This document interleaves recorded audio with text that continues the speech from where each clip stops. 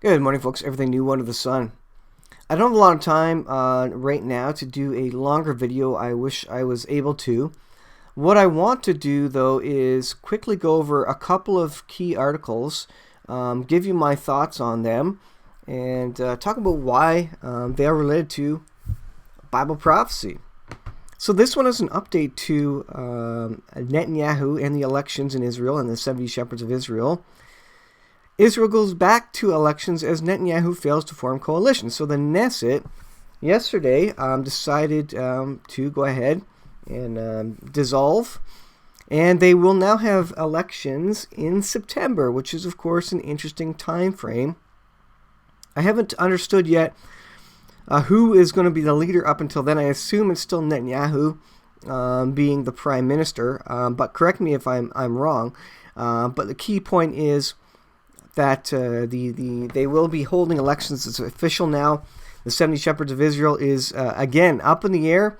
Will it continue to be accurate or not? Will there be another prime minister? Will there be an interim prime minister? And Netanyahu's going to have to step down, etc. Something to look into. But as of right now, the 70 shepherds of Israel is still on the table, and the odds of it being accurate and true are pretty low, but we know that if it is true, that God can do whatever He wants, and I think it's in God's favor. If the odds are lower for this to be fulfilled, because it's more miraculous, and it really goes to confirm and prove the prophecy. If the odds are lower of it actually happening and being fulfilled. Another peace deal of the century peace plan update, jpost.com. Jordanian king is saying to Kushner, a Palestinian state only possible on pre-1967 lines. So Jordan is not in favor of this. During the Six-Day War, Israel retook Jerusalem's western wall and surrounding areas in addition to gaining control of the Golan. And so that includes part of what was otherwise Jordan. So King Abdullah told White House advisor Kushner that a Palestinian state can only be along the 1967 lines. So Jordan is against this. So how is that going to play into it? There's a lot of money on the table for Jordan if they are willing to accept Palestinians into the current area of Jordan. And the other question that's up in the air is, will Jordan hold control of the Waqf? There's talk about the Waqf and control of the Temple Mount being handed over to Saudi Arabia, being that the main key places, number one and number two holy sites are in Saudi Arabia for Islam, Mecca and Medina. So will Jordan lose control of the Temple Mount as well? And they're not going to like that. So interesting situation there. A longer video is definitely worthy there.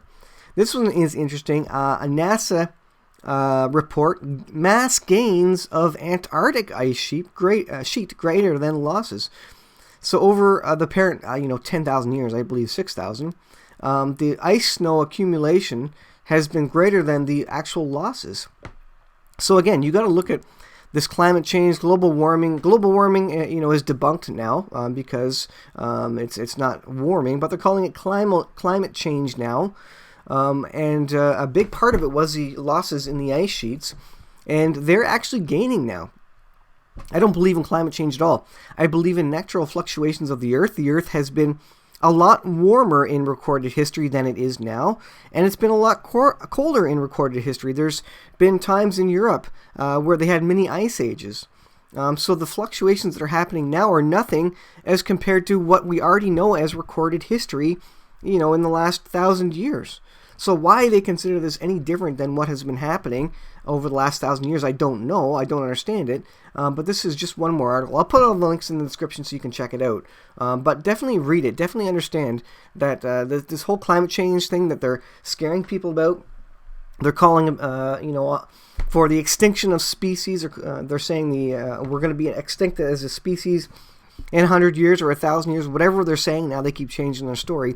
It's not true. God holds all these things in balance, and God will continue to hold it in balance until He returns, until He decides to cleanse the earth with fire. Someone commented that God's not going to destroy the earth with fire true. In that meaning, he's going to cleanse it. He's going to cleanse the sin. He's going to cleanse any evidence of past civilizations from the earth, so that for the millennial reign of Christ, we can have a blank slate, a clean sheet to live from, and it's going to be a wonderful time.